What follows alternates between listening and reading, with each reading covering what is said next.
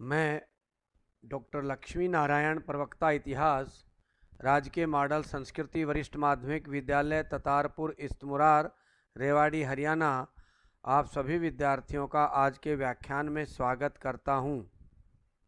आज का अपना उप विषय है हड़प्पा संस्कृति में जनजीवन। प्यारे विद्यार्थियों, जनजीवन से अभिप्राय यह है कि हड़प्पा संस्कृति के लोगों का राजनीतिक, आर्थिक, सामाजिक और धार्मिक जीवन कैसा था। इस भाग में हम यह जानने का प्रयास करेंगे कि उन लोगों का रहन सहन, खान पान आदि कैसा था, वो किस प्रकार के काम धंधे करते थे, उनका शासन कैसे चलता था, वो किसकी पूजा करते थे, उनके रीति रिवाज कैसे थे, आदि आदि बातों को जानेंगे।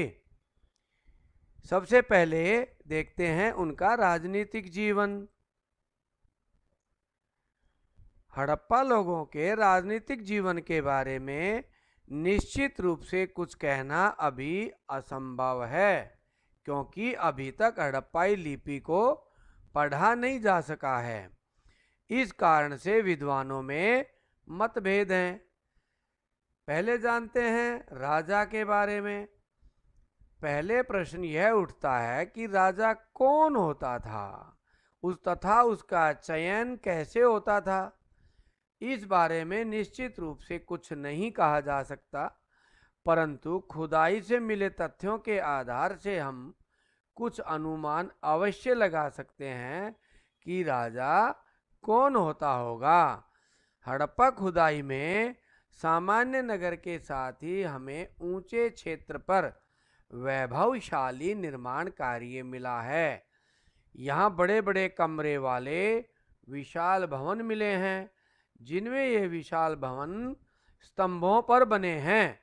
तो कई जगह इन विशाल भवनों को अंदर से अनेक भागों में बांटा भी गया है। ये राजा के परिषद या जनता के साथ मीटिंग हॉल थे या व्यापारी के गोदाम थे, ये आज भी हम ठीक ठीक अनुमान नहीं लगा पाए हैं। आओ इस चित्र का निरीक्षण करते हैं। ये हड़प्पा की खुदाई में मिला एक नगर है मोहनजोदड़ो। इसको ध्यान से देखें कि एक तरफ ऊंचा निर्माण कार्य है। ये नगर दुर्ग का क्षेत्र इसको कहा गया है, यानी कि ऊंचे क्षेत्र को नगर दुर्ग कहा गया है। ये निचला नगर है। ये विशाल स्नानागार हमें मिला है, उसका चित्र है साथ में, और ये सामान्य नगर दिखाई दे रहा है। इसको निचला नगर कहा गया है। अब इस चित्र में भी हम देखते हैं ऊंचे स्थान पर बने किले नुमा स्थान। देखो, ये ऊंचे स्थान पर बना हुआ एक स्थान है जो नगर दुर्ग क्षेत्र कहलाता है, और इसके नीचे ये सामान्य नगर है। इन तथ्यों के आधार पर ही हम यह अनुमान लगा सकते हैं कि प्रत्येक नगर का अपना राजा होता होगा। पहला अनुमान तो ये हुआ।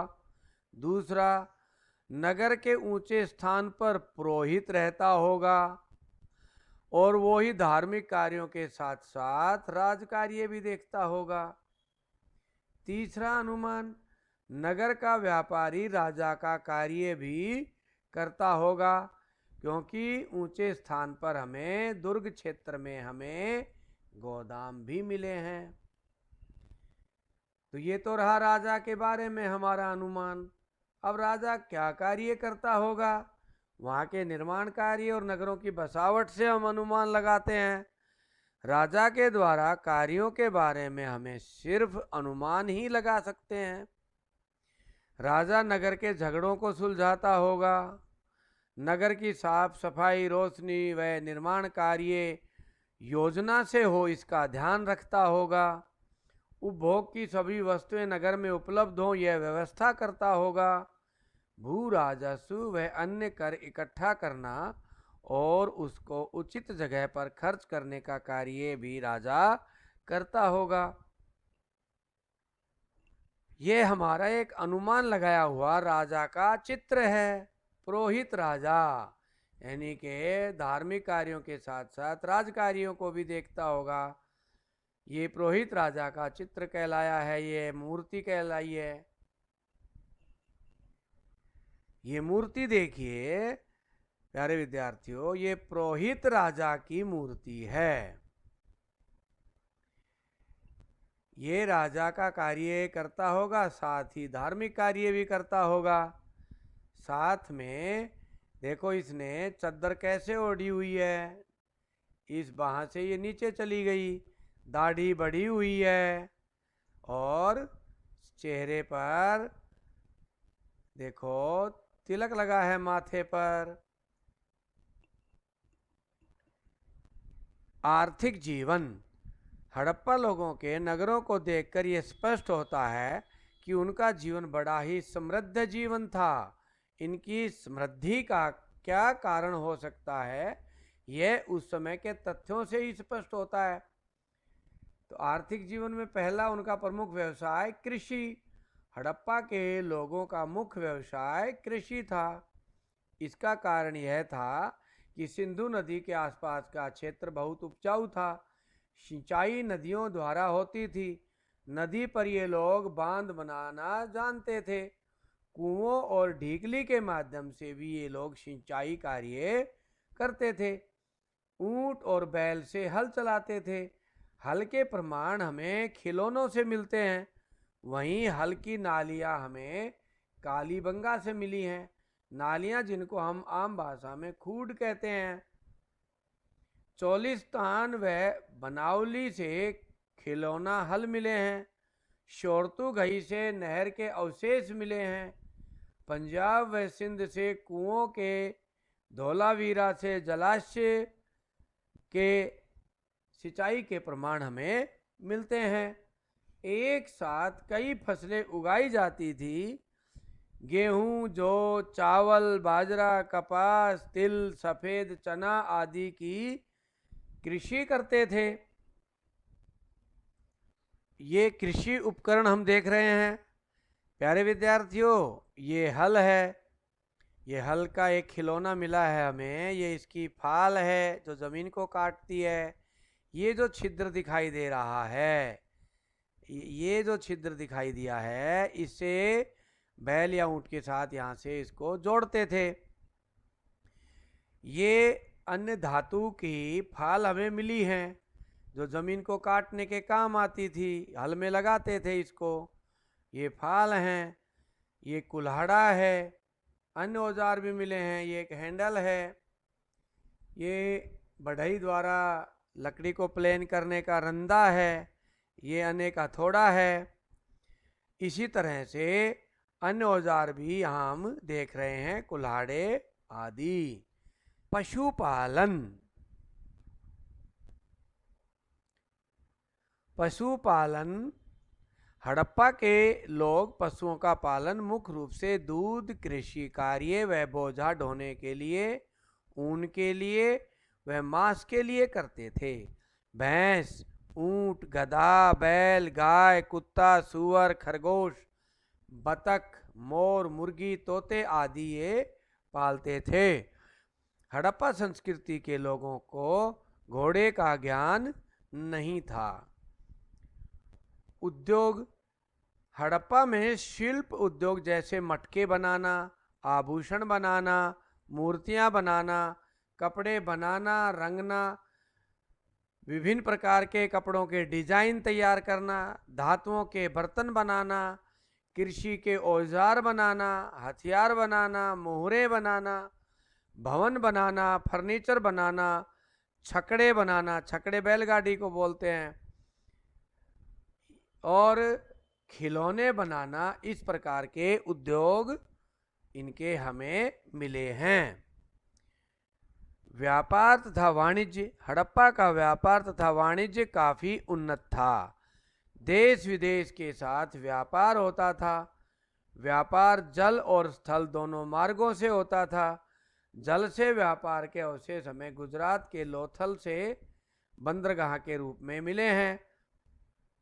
विदेशी व्यापार मगान, दिलमुन तथा मेसोपोटामिया से होता था।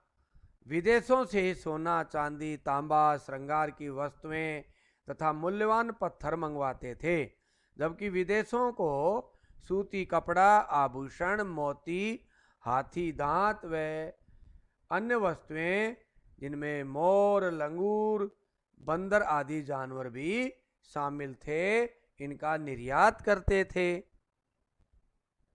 ये हम देख रहे हैं विद्यार्थियों, गुजरात के लोथल में विश्व की सबसे प्राचीन बंदरगाह के अवशेष। इन अवशेषों में हम देखते हैं कि इन दोनों साइडों में ये माल रखने की जगह थी। इधर भी ये चबूतरे बने हैं, उधर दूर समुद्र है और समुद्र से जहाज यहाँ तक आते थे। इस तरह से ये हमें बंदरगाह के अवशेष मिले हैं और संसार की प्राचीनतम बंदरगाह के अवशेष ये कहलाए हैं। तोल तथा माप। व्यापारिक सुविधा के लिए तोल माप की सुविधा बहुत ही अच्छी थी। बाट व मापक औजार हमें मिले हैं। बाट खूब मिले हैं। कुछ बाट तो इतने बड़े हैं कि उनको रस्सी की सहायता से उठाया जाता होगा। बाट ज़्यादातर चर्ट नामक पत्थर से मिले हैं। ये बाट हमें विभिन्न स्थानों से मिले हैं, परंतु इन बाटों में एक रूपता पाई गई है। ये बाट सरकारी नियंत्रण में तैयार होते होंगे, ये इस बात का प्रमाण है। ये सभी बाट 1:2:4:8, 16, 32, 64 के अनुपात में बने मिले हैं। ये नीचे हम चित्र में देख रहे हैं, ये तराजू है। इस तरह से ये बाट हैं छोटे, और छोटे से छोटा बाट ये देख रहे हैं हम, ये बड़े बाट भी हैं। तो इस तरह से चर्ट पत्थर के बाट हमें मिले हैं। सामाजिक जीवन। खुदाई से मिले तथ्यों के आधार पर यह कहा जा सकता है कि इन लोगों का सामाजिक जीवन बड़ा ही समृद्ध रहा होगा। सामाजिक जीवन की विशेषताएं देखते हैं। पहली सामाजिक जीवन की इकाई होती है परिवार। हड़प्पा लोगों के समाज की प्रमुख इकाई परिवार थी। परिवार में दादा दादी, माता पिता सभी साथ रहते होंगे, क्योंकि मकान बड़े बड़े मिले हैं। परिवार मात्र सत्तात्मक भी हो सकते हैं, क्योंकि स्त्रियों की जो मूर्तियां मिली हैं उनसे यह अनुमान लगाया जा सकता है। दूसरा, सामाजिक वर्गीकरण। समाज कैसे और किस प्रकार विभिन्न वर्गों में विभाजित था, इसकी स्पष्ट जानकारी अभी हमें नहीं है, परंतु इतना अनुमान अवश्य लगाया जा सकता है कि यह शासक वर्ग, धनी वर्ग, मध्यम वर्ग और निम्न वर्ग में बटा होगा। यह अनुमान वहां पर मिले मकानों के अवशेषों के आधार पर लगाया गया है। भोजन व पशुपालन। हड़प्पा में खुदाई में विभिन्न अनाजों के दाने मिले हैं, जैसे गेहूं, बाजरा, जौ, दालें, सफ़ेद चना, तिल आदि मिले हैं। इसके साथ ही ऊंट, भेड़, बकरी, भैंस, सूअर आदि पशुओं की हड्डियां भी मिली हैं, जिनको दूध, मांस व हल व बोझा ढोने के काम में लेते होंगे।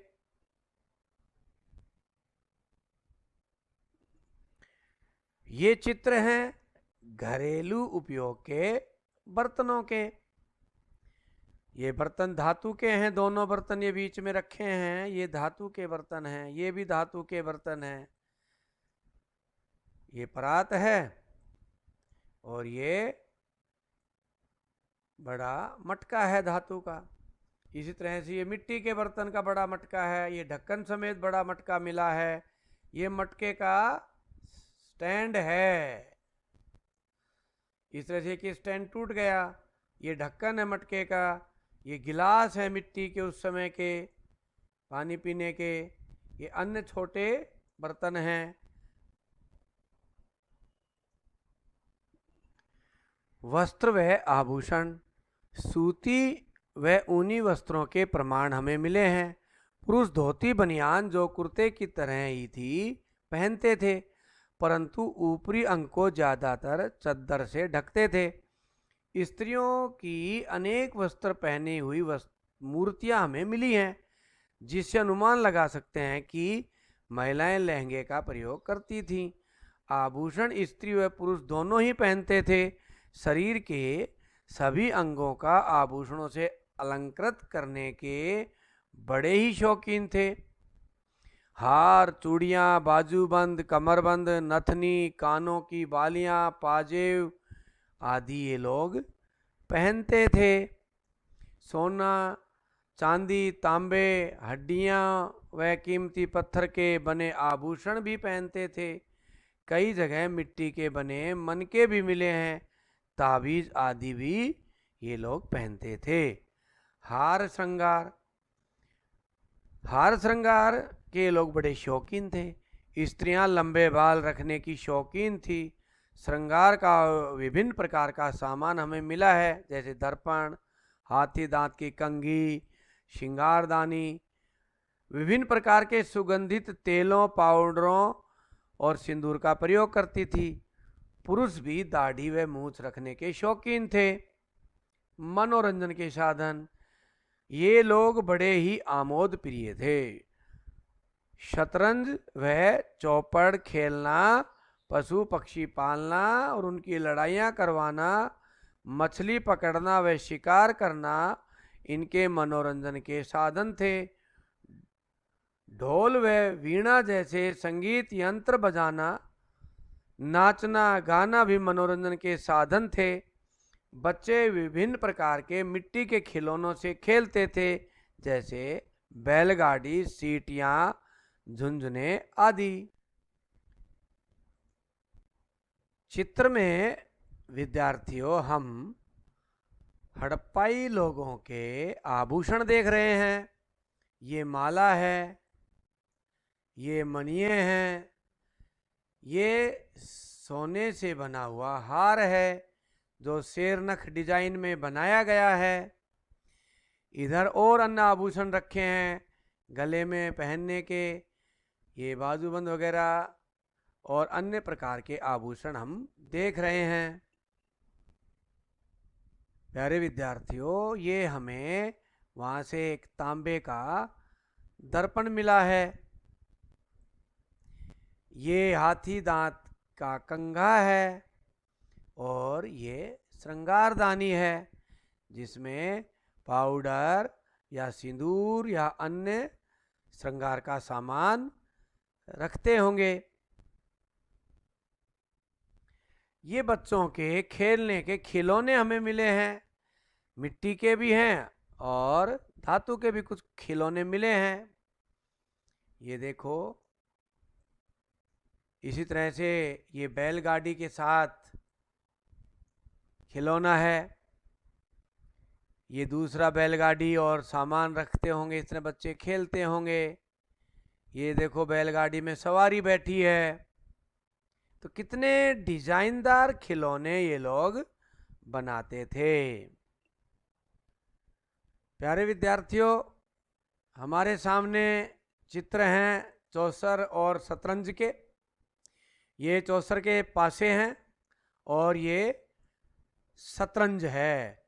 ये शतरंज के मोहरे दिखाई दे रहे हैं। पत्थर के ऊपर शतरंज के खाने बनाए गए हैं। मृतकों का संस्कार, मृतकों का संस्कार।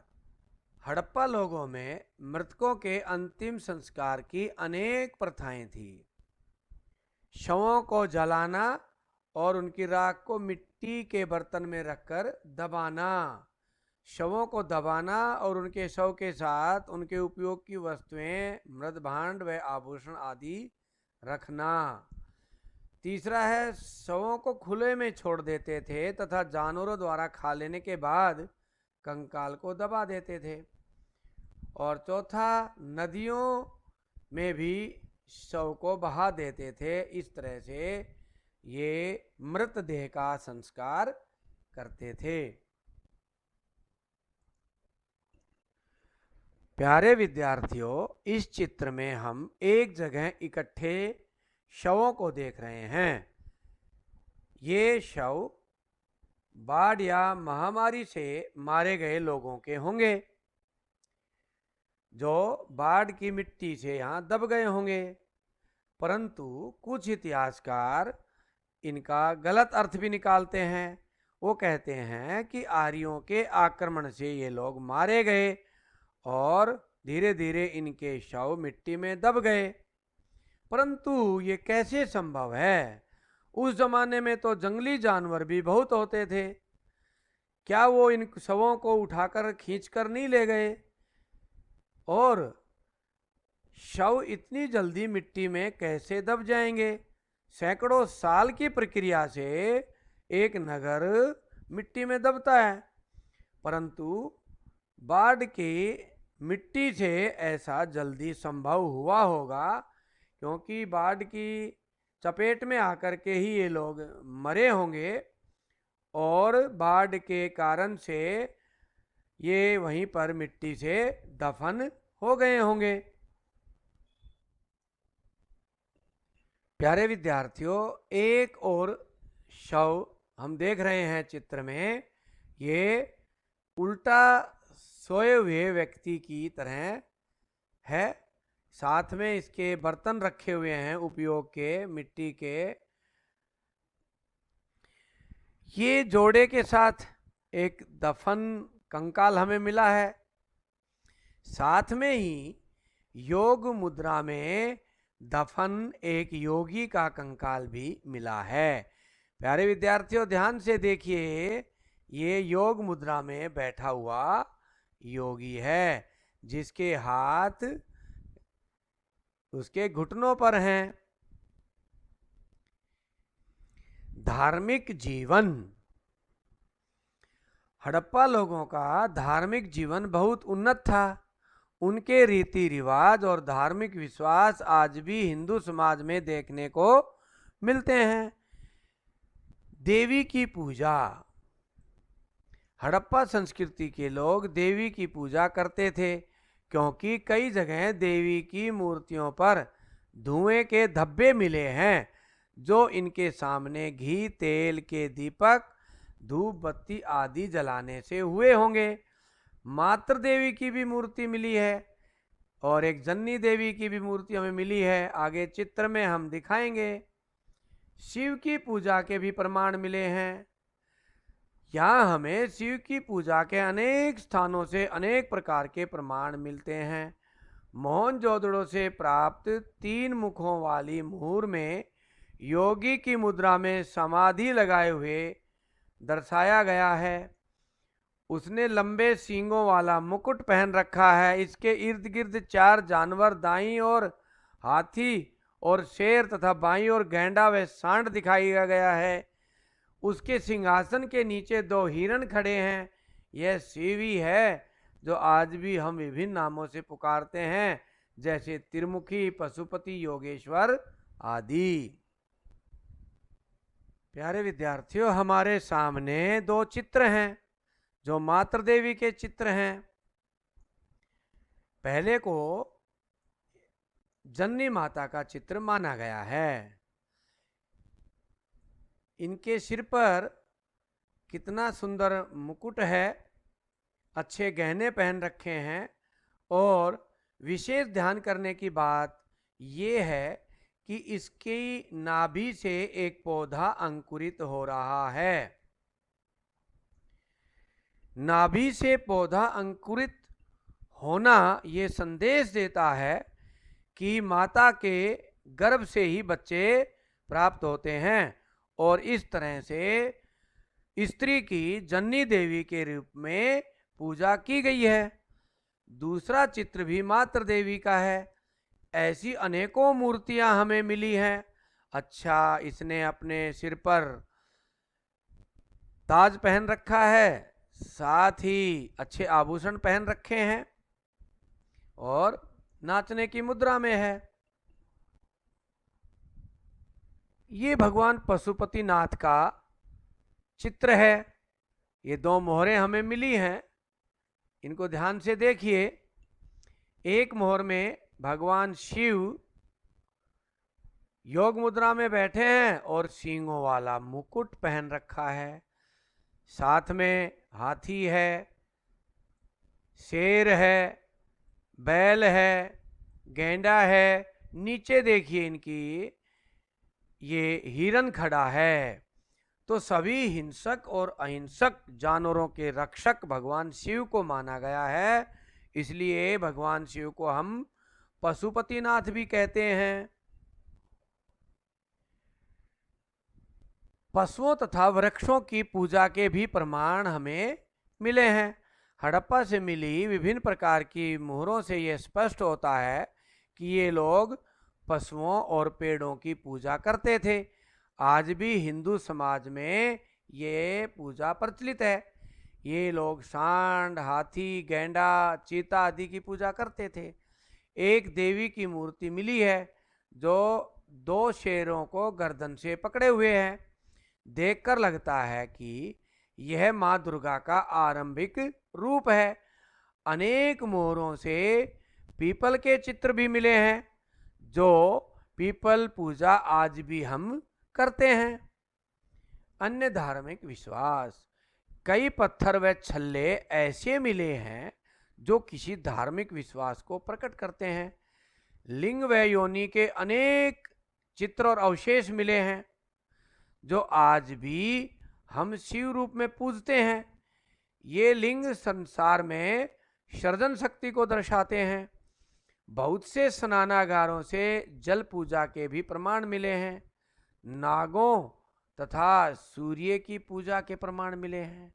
लोथल, कालीबंगा तथा बनावली से हवन कुंड मिले हैं।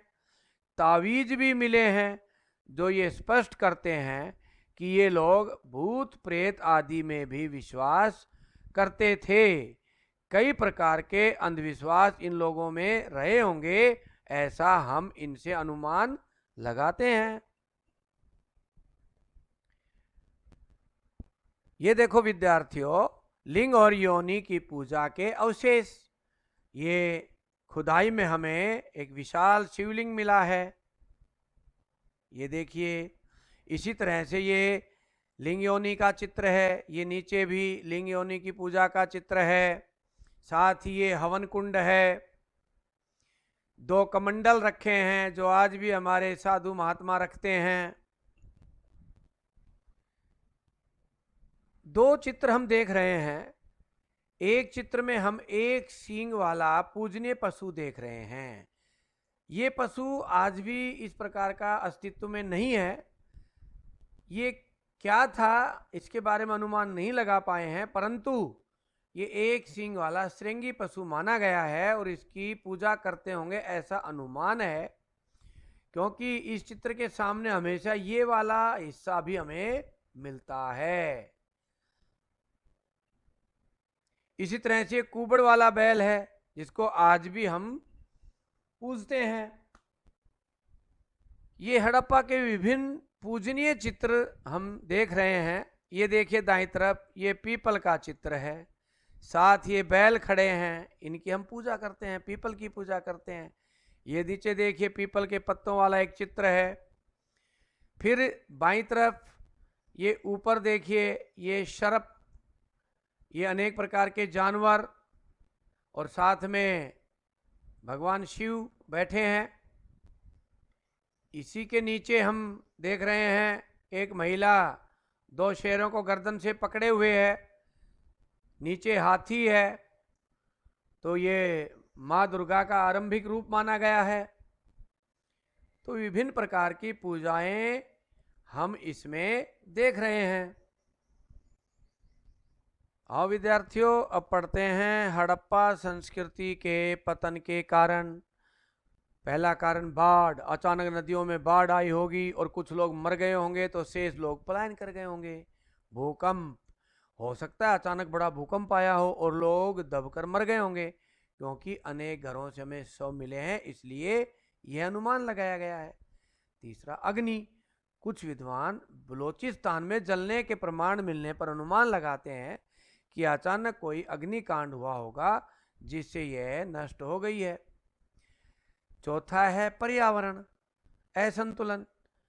जॉन मार्शल व डॉक्टर रोनाल्ड ये मानते हैं कि ज़्यादा जंगल काटने से वर्षा न होने के कारण सूखा पड़ा होगा और ये लोग स्थान छोड़कर चले गए होंगे।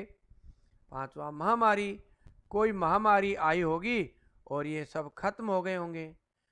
छठा बढ़ती जनसंख्या, बढ़ती जनसंख्या असंतुलन के कारण ये सभ्यता नष्ट हो गई होगी। सातवां व्यापार में गिरावट। प्रोफेसर आर एस शर्मा का कहना है कि व्यापारिक गिरावट के कारण राजनीतिक अस्थिरता आई होगी और ये लोग इधर उधर चले गए होंगे। आठवां एक कारण आर्यों का आक्रमण। कुछ विद्वान इसको कारण मानते थे, परंतु आधुनिक खोजों ने यह प्रमाणित कर दिया कि ये आरंभिक आर्य ही थे। हमने भी अनेक प्रमाण देखे। हमने देखा भगवान शिव का योग मुद्रा में चित्र और एक योगी का चित्र, आज भी हम इसी मुद्रा में बैठकर योग करते हैं। फिर भगवान शिव की पूजा आज भी हम करते हैं। इसके अलावा साधु संतों के कमंडल मिले हैं जो आज भी साधु रखते हैं। फिर प्रकृति पूजा के प्रमाण मिले हैं, पीपल के पूजा के प्रमाण मिले हैं, पशुओं की पूजा के प्रमाण मिले हैं, बैल की पूजा के प्रमाण मिले हैं, सर्प की पूजा के प्रमाण मिले हैं, लिंग और योनि की पूजा के प्रमाण मिले हैं, हवन कुंड मिले हैं जो आज भी हमारे लिए पूजनीय हैं। इस तरह से अनेक प्रमाणों से ये सिद्ध होता है कि हड़प्पा ही लोग आरंभिक आर्य थे, आरंभिक ही सनातन संस्कृति के लोग थे। इसी के साथ आज का हमारा यह व्याख्यान समाप्त होता है। अब कुछ अभ्यास के प्रश्न। हड़प्पा के आर्थिक जीवन पर प्रकाश डालिए। हड़प्पा का सामाजिक व धार्मिक जीवन कैसा था? हड़प्पा में राजा के बारे में विद्वानों के क्या विचार हैं? और एक बड़ा प्रश्न लिखना है, हड़प्पा के जनजीवन पर प्रकाश डालिए। इसी के साथ हमारा आज का व्याख्यान समाप्त होता है। आप सभी का बहुत बहुत धन्यवाद।